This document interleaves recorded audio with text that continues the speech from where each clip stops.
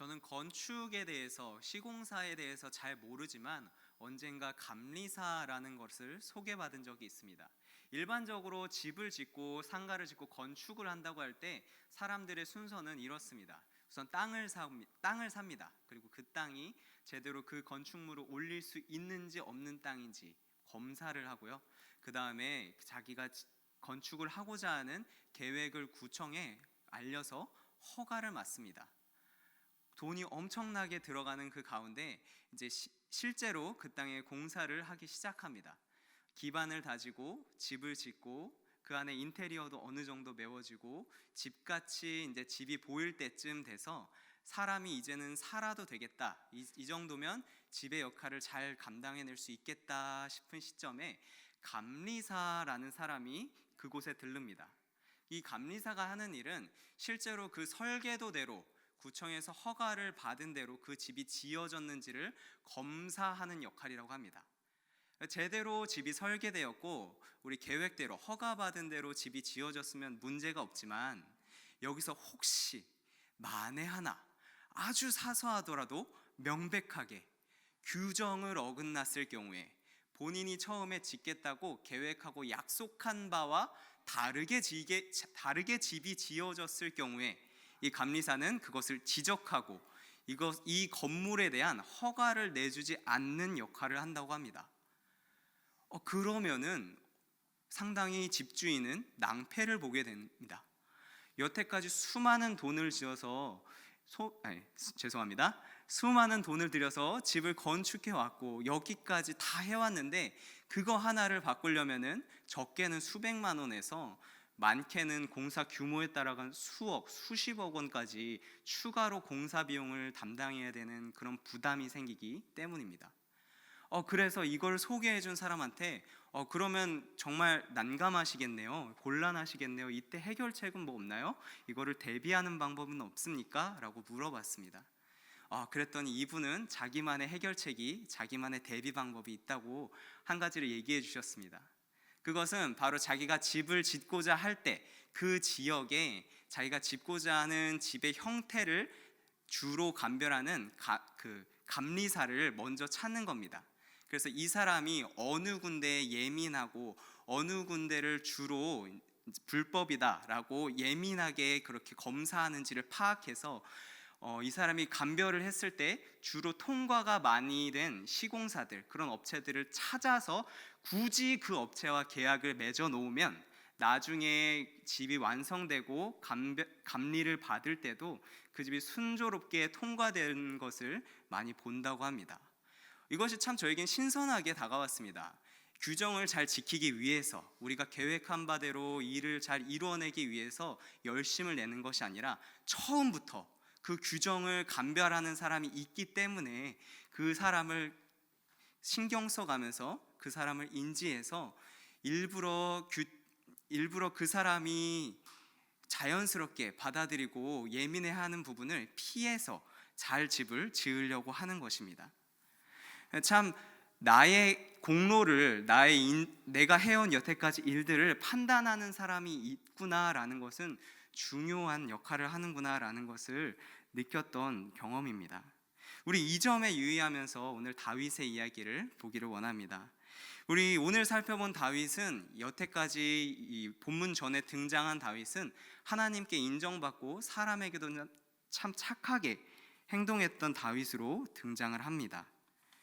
하나님께서 이미 첫 등장 때부터 기름을 부으면서 하나님의 마음에 합한 자라고 인정을 받았고, 그 다음에 등장할 때는 나라에 전쟁이 났을 때, 그 전쟁 때문에 형들이 달려가서 고생하면서 나라를 지키고 있을 때 형들을 위해서 맛있는 음식을 싸서 방문하는 역할을 감당합니다. 그리고 그곳에서 하나님의 이름을 비방하는 골리앗이 있을 때 그것에 굴하지 않고 당당히 맞서 싸워서 하나님의 영광을 지켜내는 모습을 봅니다. 우리 공동체 안에 기름 부어서 세운 사울 왕, 그 왕을 위해서 참 헌신적인 일을 많이 했고, 그 믿음의 친구인 요나단과도 교제를 성실히 쌓아나가는 모습을 봅니다.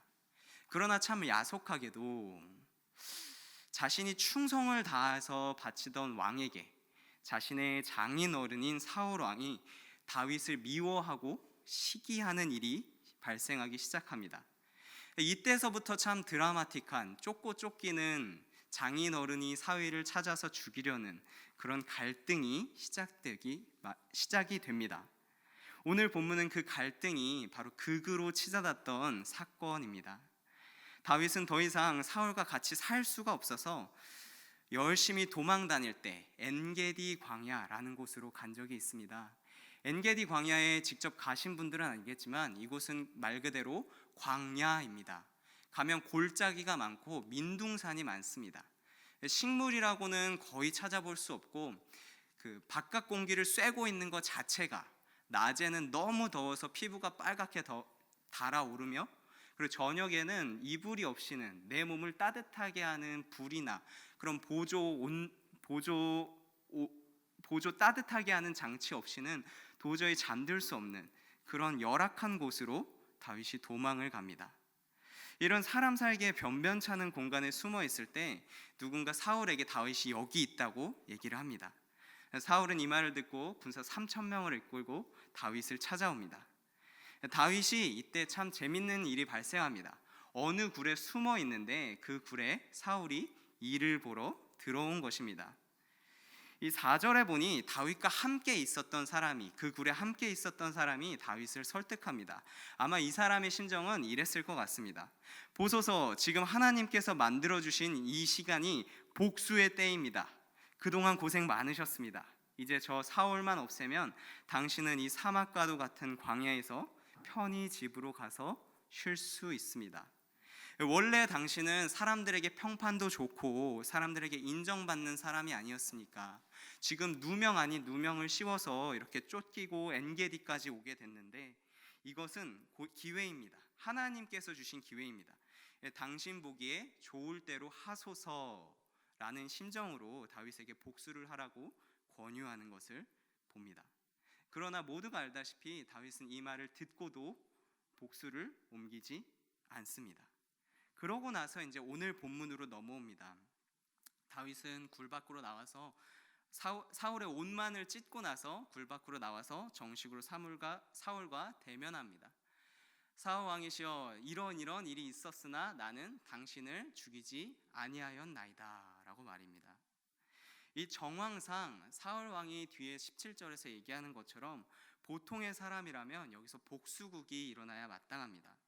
다윗은 사람들에게 인정도 받고 있었고 그리고 자신이 누명을 씌고 있었기 때문에 사울 왕이 계속해서 자기를 추격하고 극한의 상황까지 왔기 때문에 충분히 어쩔 수 없이 나는 이 일을 했다, 다른 사람이 와도 이렇게 할 수밖에 없을 것이다 라는 명분도 있었지만 사울 왕을 죽이지 않았습니다. 다윗은 사울 왕이 죽고 나면 심지어 자기가 다음 왕이 될지도 알고 있었던 사람입니다. 사울 왕이 죽으면 자기가 왕이 될 것을 알고 있지만 그럼에도 사울을 죽이지 않는 것을 봅니다. 이 부분을 보면서 많은 사람들은 이전에 다윗의 착한 행실 때문에, 다윗은 하나님께 인정받고 왠지 모범적인 사람이기 때문에 우리도 다윗을 따라 용서해야만 하는 구절이구나 라고 생각하면서 오늘 나눈 본문 말씀을 지나치기 쉽상입니다. 그러나 여기서 저는 성경을 좀 더 자세히 보기 원합니다. 성경은 그저 다윗이 훌륭하고 인품이 좋고 원수를 용서하기까지 참 사랑할 줄 아는 마음을 가진 사람이기 때문에 대단하다라고 말하지 않습니다.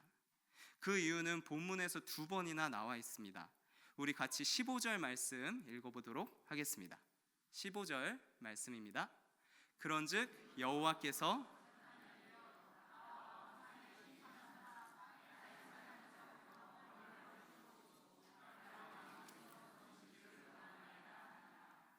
아멘. 12절에는 여호와께서 나의 왕 사이를 판단하사라고 나와 있고 15절에는 여호와께서 재판장이 되어라고 다윗은 고백합니다.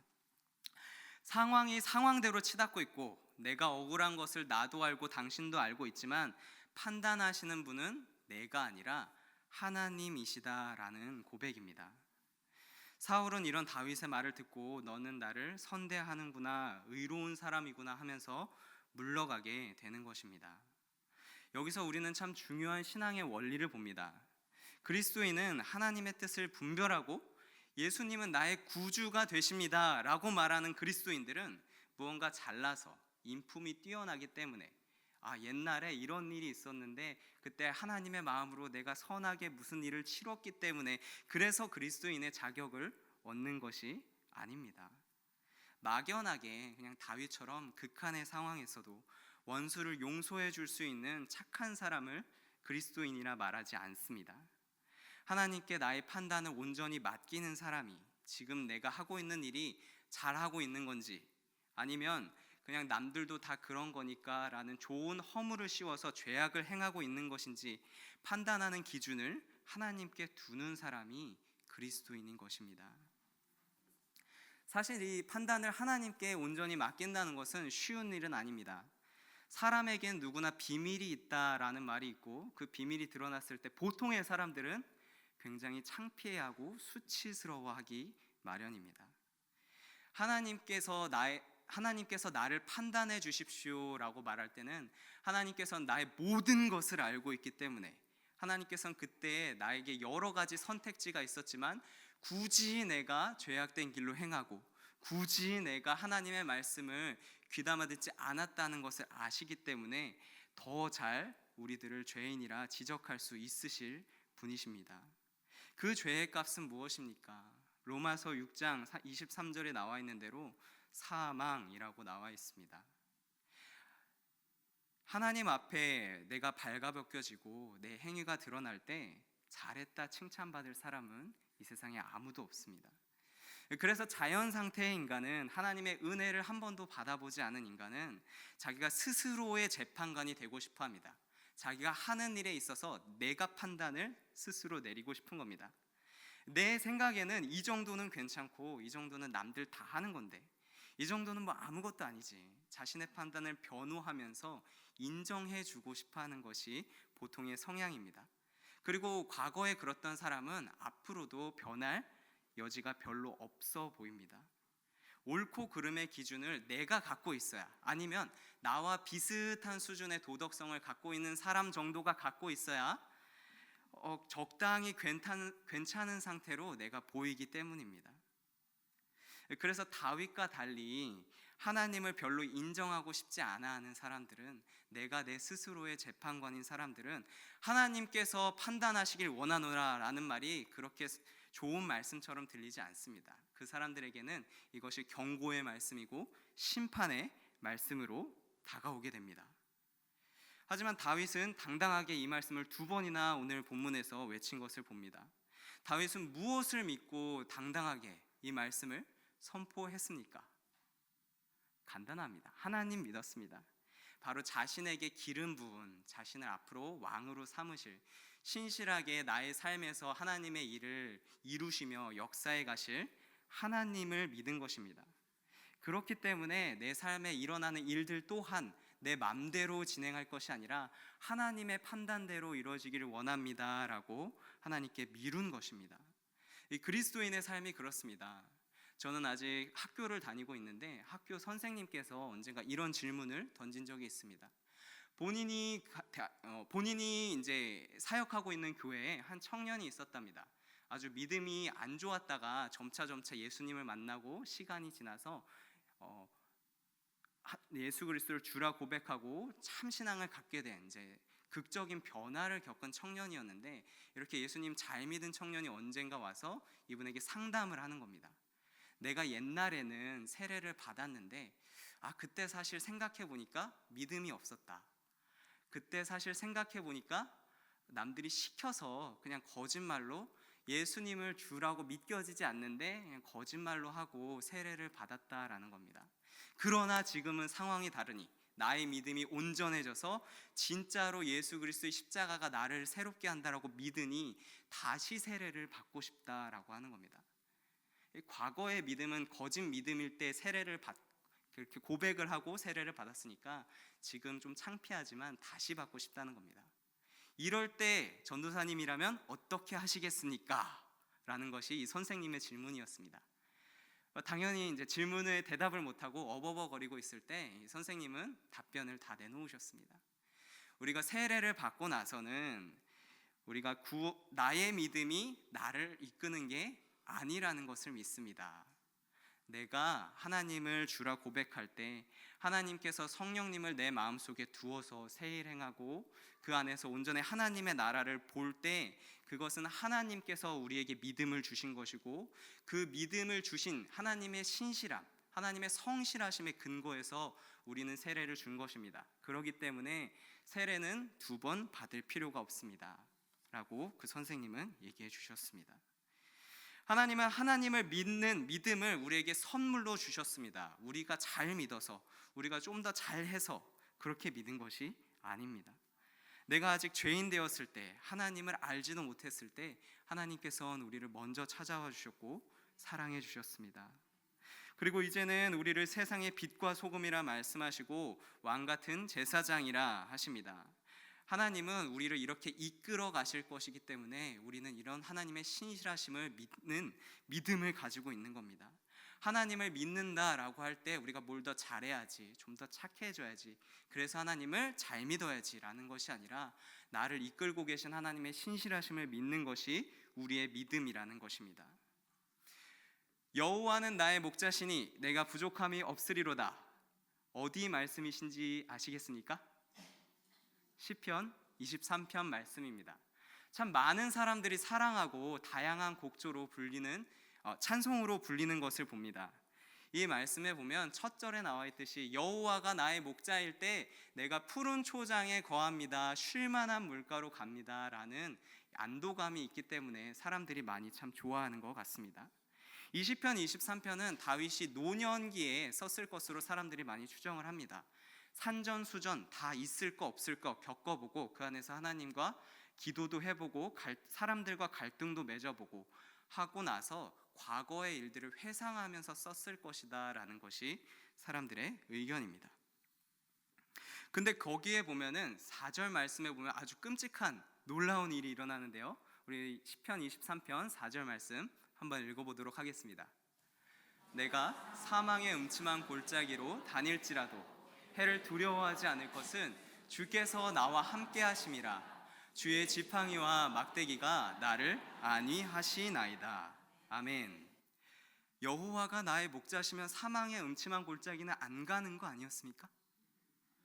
내 가슴을 벌렁벌렁하게 만들고 거기 가면 나 싫어하는 사람들 많고 나도 거기 싫고 그냥 안 가면 안 될까? 그냥 그런 사망의 음침한 골짜기, 누구나 가기 싫어하는 그 골짜기로 하나님은 신자들을 모십니다.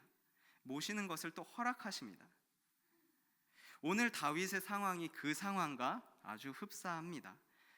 그때 다윗이 한 것은 하나님께 기도로 아뢰고 사람들 앞에 구한 것은 다른 다윗을 따르는 사람들이 말했던 것처럼 다윗은 다른 사람들한테 충분히 인정받는 사람 아닙니까? 이 정도면 충분히 명분이 섭니다. 당신의 방법을 세우소서, 당신의 의를 세우소서라고 한 것이 아니라 4절 후반부에 나오듯이 주께서 나와 함께 하심이라 라는 것을 믿은 것을 봅니다. 목자 되신 주께서 나와 함께 하심을 믿었고 하나님께서 나와 사람들 사이의 일을 판단하시는 일을 하나님께 구했습니다. 신자들의 삶에서 요구되는 것이 바로 이것입니다. 하나님과 함께 하심을 믿고 하나님께 나의 판단을 온전히 맡겨드리는 것. 물론 이 외에도 방법은 여러 가지 내 눈에 너무나 획기적으로 효율적으로 많이 보입니다. 그러나 그 앞에서 다 내려놓고 하나님의 판단을 믿고 나아가는 것. 하나님의 이런 신실하심을 믿기에 때로는 내 마음이 부족하고 내 상황이 부족하고 내가 갖고 있는 관계들이 나를 너무 힘들게 할 때도 우리는 하나님께 은혜를 구하며 하나님의 긍휼하심을 구하며 나아갈 수 있는 것입니다. 이렇게 하나님과 함께하는 사람들에겐 하나님께서 응답해 주십니다. 오늘 본문에 보면 다윗의 경우는 사울의 옷을 자를 때 그 양심이 하나님의 말씀을 알아채게 만들었다. 그 양심을 통하여서 하나님의 마음을 발견하는 다윗의 모습을 봅니다. 어쩔 때는 우리의 삶 속에서 하나님 이런 상황에서 어떻게 해야 됩니까? 라고 기도할 때 너무 쉽게 응답이 떠오르는 것을 봅니다. 어쩔 때는 그 응답이 너무 쉽게 떠오르는 것을 알기 때문에 기도조차 주저하는 우리들의 모습을 봅니다. 그러나 그때마다 다윗이 요구한 것은 사망의 음침한 골짜기로 내가 다닐지라도 주께서 나와 함께 하심을 믿음으로 평안을 얻은 것을 봅니다. 다윗은 내 막대기가 길어지고 내 물맷돌이 더 강력해지고를 요구하는 것이 아니라 이런 하나님께서 나와 함께 하심을 신뢰할 때, 하나님께서 나의 행동을 판단하실 때 그때 평안이 있다는 것을 알았습니다. 우리 모두가 이런 하나님을 의지함으로 하나님께 나와 기도하며 의뢰함으로 복을 받고 또 하나님의 말씀에 순종함으로 한 번 더 복을 받는 성도님들이 되시기를 소망합니다. 제가 기도하고 마치도록 하겠습니다.